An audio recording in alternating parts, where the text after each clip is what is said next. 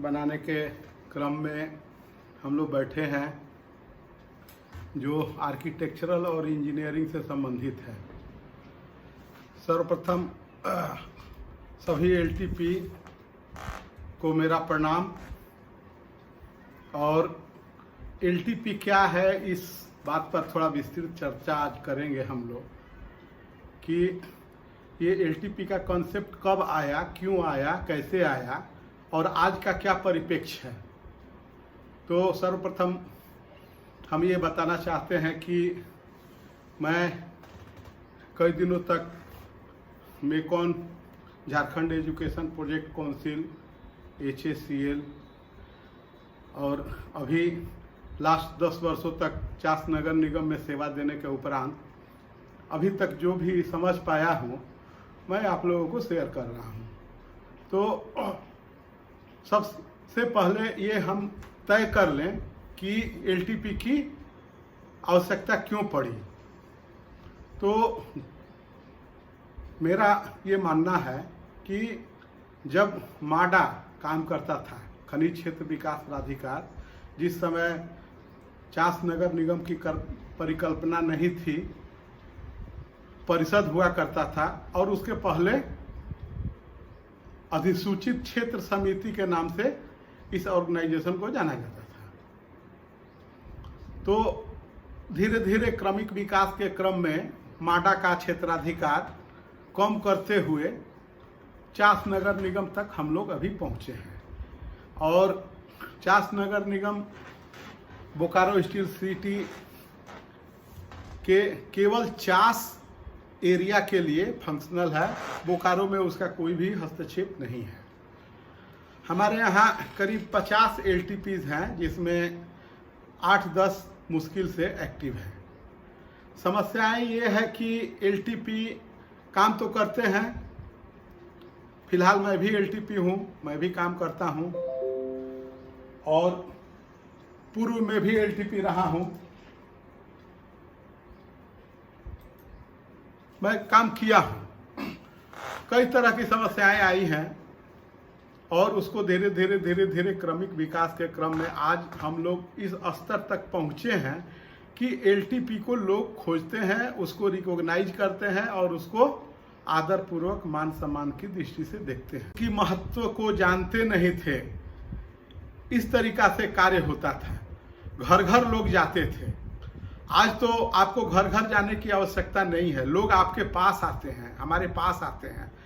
हमारी जो कार्य प्रणाली है उसमें सुधार करने की बहुत ही ज़्यादा आवश्यकता है, जिससे सरकार को तो प्रॉब्लम है ही, हम लोगों को भी प्रॉब्लम है। इस बात को छोटे से एक एग्जाम्पल से समझिए। मैं आपको बताना चाहता हूँ कि आप 50 लोग हैं या हम 50 लोग हैं। मैं अभी बाहर से आया हूँ, बेंगलोर साउथ में कोचिन वगैरह से घूम के आया हूँ। वहाँ पे मैंने क्या पाया कि एक सबसे निचले स्तर का जो आदमी है, ड्राइवर, वहाँ पे सभी लोग ऑर्गेनाइज्ड हैं, सभी एक दूसरे का बात मानते हैं। लाइन से पूरा ऑटो लगा हुआ है, आप 2 रुपये का टोकन कटाइए और जो लाइन में गाड़ी है उसमें बैठ जाइए और उस 2 रुपये के टोकन में यहाँ जाना है, इतना पैसा लगेगा, आप चले जाइए। जब एक ड्राइवर टाइप का एक ऑटो चलाने वाले के साथ में ये कार्य प्रणाली यदि फंक्शन है, तो आपके और हमारे बीच या एलटीपी के बीच में ऐसा क्यों नहीं है? कोई एक आदमी काम कर रहा है तो कर रहा है, दूसरा बैठा हुआ है, तीसरे के पास काम नहीं है। तो ये अच्छी बात तो नहीं है, जिससे हमारा विकास बाधित हुआ है और जिस प्रकार हम लोगों को कार्य करना था उस प्रकार हम लोगों ने नहीं किया। तो आज समय है, सरकार के साथ बहुत सारी समस्याएं हैं, आपको उनके साथ कदम से कदम मिलाकर चलने की आवश्यकता है। पूर्व के ज़माने में जो एलटीपी लोग थे, नक्शा बना के दे देते थे, उसी को सरकार पास मान लिया करती थी। लेकिन आज वैसा नहीं है। आज हर लोग विषय वस्तु को समझने लगे हैं और उसके साथ आर्गुमेंट्स करने वाले लोग बहुत सारे हैं। पहले बहुत कम लोग जानकार होते थे, टेक्निकल नॉलेज बहुत कम लोग रखते थे। इंजीनियरिंग ड्राइंग की समझ शक्ति सबके पास नहीं होती थी, बहुत कम लोग पाए जाते थे। उस ज़माने में जिले के प्रबुद्ध जानकार वकील, डॉक्टर, इंजीनियर, आर्किटेक्ट को एक मीटिंग के लिए बुलाया जाता था ऑफिस में, और उस लोगों ने क्या आज तक अपना कार्य पूर्ण रूप से कर पाया है? नहीं कर पाया है। बहुत सारी समस्याएं हैं और इन समस्याओं का समाधान आप एक दिन में नहीं खोज सकते हैं। आप सपोज कीजिए कि नक्शा बना के छोड़ देते हैं और जैसे तैसे लोग बना लिए।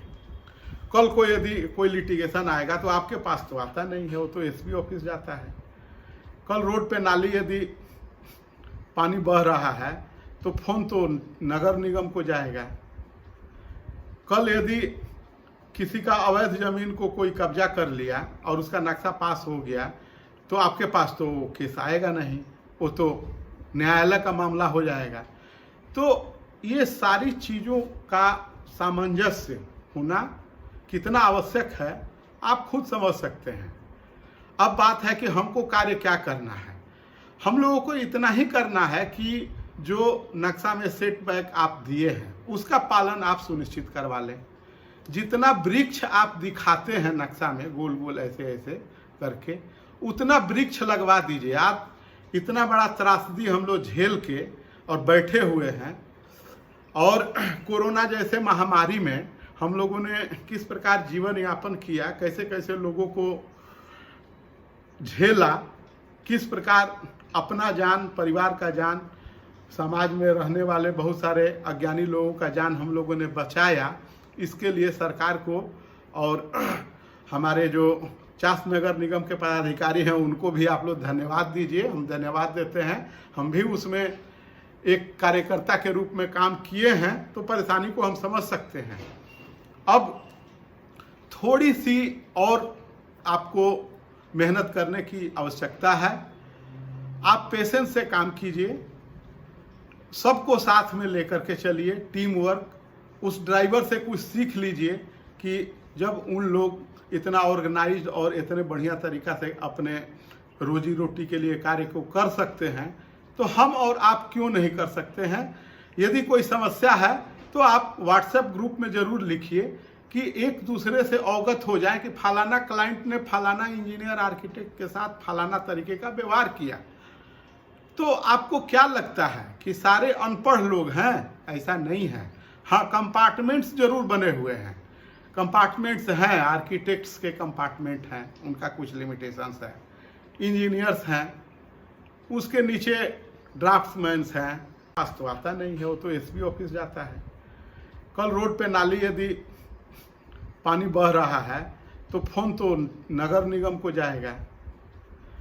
कल यदि किसी का अवैध जमीन को कोई कब्जा कर लिया और उसका नक्शा पास हो गया तो आपके पास तो केस आएगा नहीं, वो तो न्यायालय का मामला हो जाएगा। तो ये सारी चीज़ों का सामंजस्य होना कितना आवश्यक है आप खुद समझ सकते हैं। अब बात है कि हमको कार्य क्या करना है। हम लोगों को इतना ही करना है कि जो नक्शा में सेटबैक आप दिए हैं उसका पालन आप सुनिश्चित करवा लें। जितना वृक्ष आप दिखाते हैं नक्शा में गोल गोल ऐसे ऐसे करके, उतना वृक्ष लगवा दीजिए। आप इतना बड़ा त्रासदी हम लोग झेल के और बैठे हुए हैं, और कोरोना जैसे महामारी में हम लोगों ने किस प्रकार जीवन यापन किया, कैसे कैसे लोगों को झेला, किस प्रकार अपना जान, परिवार का जान, समाज में रहने वाले बहुत सारे अज्ञानी लोगों का जान हम लोगों ने बचाया। इसके लिए सरकार को और हमारे जो चास नगर निगम के पदाधिकारी हैं उनको भी आप लोग धन्यवाद दीजिए। हम धन्यवाद देते हैं। हम भी उसमें एक कार्यकर्ता के रूप में काम किए हैं तो परेशानी को हम समझ सकते हैं। अब थोड़ी सी और आपको मेहनत करने की आवश्यकता है। आप पेशेंस से काम कीजिए, सबको साथ में लेकर के चलिए, टीम वर्क। उस ड्राइवर से कुछ सीख लीजिए कि जब उन लोग इतना ऑर्गेनाइज्ड और इतने बढ़िया तरीक़ा से अपने रोजी रोटी के लिए कार्य को कर सकते हैं तो हम और आप क्यों नहीं कर सकते हैं? यदि कोई समस्या है तो आप व्हाट्सएप ग्रुप में ज़रूर लिखिए कि एक दूसरे से अवगत हो जाए कि फलाना क्लाइंट ने फलाना इंजीनियर आर्किटेक्ट के साथ फलाना तरीके का व्यवहार किया। तो आपको क्या लगता है कि सारे अनपढ़ लोग हैं? ऐसा नहीं है। हाँ, कंपार्टमेंट्स जरूर बने हुए हैं, कंपार्टमेंट्स हैं, आर्किटेक्ट्स के कंपार्टमेंट हैं, उनका कुछ लिमिटेशंस है, इंजीनियर्स हैं, उसके नीचे ड्राफ्ट्समैन्स हैं, सुपरवाइजर्स हैं। कितने लोगों ने सुपरवाइज किया बिल्डिंग को? ईमानदारी से आप लोग सोचिए, हम भी सोचते हैं, मनन करते हैं। और वीडियो लंबा नहीं हो इसलिए यही ड्रॉप करते हुए अगले बैठक में हम लोग जरूर मिलेंगे। धन्यवाद।